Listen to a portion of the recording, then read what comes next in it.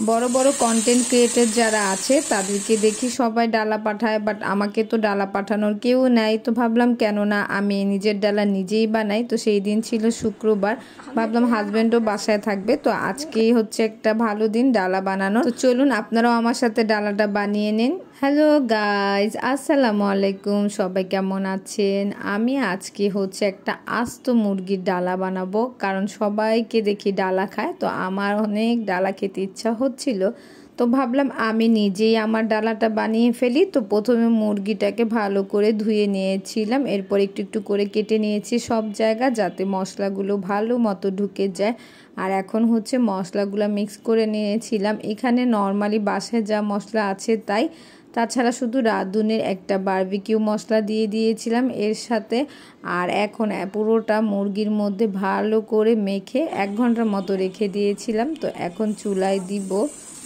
তো মশলা মাখানোটাও খুব ভালো হয়েছিল, সাথে একটু টক দইও দিয়েছিলাম। তো আমরা যেহেতু বড় কন্টেন্ট ক্রিয়েটর না, তো আমাদেরকে কেউ ডালা পাঠাবে না, আর আমার ভিডিও কবেই না কবে ভাইরাল হয় সেটাও জানি না। তো এর জন্য ভাবলাম আর কতদিন ওয়েট করব, এর চাইতে আমি নিজে আমার ডালাটা বানিয়ে খেয়ে ফেলি।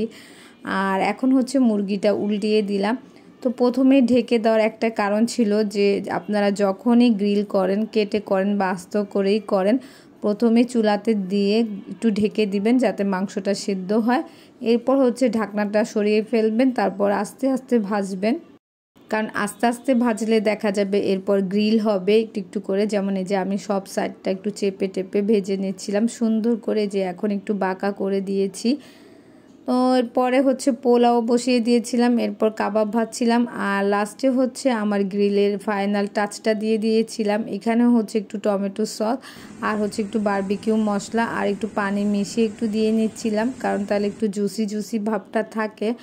আর এখানে কয়লা ফ্লেভার করব, তাই আমার হাজব্যান্ডকে বললাম এই কাজটা একটু তুমিই করো। তো ও করে দিচ্ছিল, আমি কাজ করব আর ও বসে থাকবে, এটা কিন্তু আমি সহ্য করতে পারি না, তাই ওকে দিয়ে একটু একটু কাজ করাই। আর এখন হচ্ছে ফাইনালি আমি ডালাটা বানাবো। তো আসলে আমি ভেবেছিলাম যেহেতু এটা আস্ত মুরগি, আমার মনে হয় বানাতে অনেক কষ্ট হবে, বাট সেরকম কিছুই হয়নি, আরও সহজ হয়েছে, মানে কোনো ঝামেলাই হয়নি। কেটে বানালে যেরকম হয় আস্তটাও সেরকমই হয়েছে, আর খেতেও মাশাআল্লাহ অনেক মজা ছিল। তো এই তো ফাইনালি আমার পুরো ডালাটা রেডি হয়ে গেছে। তো কেমন হয়েছে আপনারাও অবশ্যই বলবেন, আর আপনারাও যারা যারা ডালা খেতে চান অবশ্যই বাসায় বানিয়ে ফেলবেন। আর এখানে আনাইজা, আদিয়ান আর আমার হাজব্যান্ড সবাই তো অস্থির হয়ে গিয়েছিল খাওয়ার জন্য, সাথে আমিও। তো ভিডিওটা শেষ করে আমিও ঝাঁপিয়ে পড়েছিলাম খাবারের উপর। তো খুব মজা হয়েছিল, আর পাশ দিয়ে আনাইজা তো বলছে আমাকেও দাও আমাকেও দাও। তো ও পুরো প্লেটটা নিয়ে বসে গেছে। তারপর আমার জামাইকে বললাম পুরো মুরগিটা তুমি এখন কেটে দাও, যেহেতু ডালা খাওয়া শেষ, এখন আর মুরগিটা আস্ত থাকার কোনো মানে নাই। তারপর আমি খেতে বসে গেলাম। আজকে এ পর্যন্তই, আল্লাহ হাফেজ, সবাই ভালো থাকবেন, আমার পাশে থাকবেন।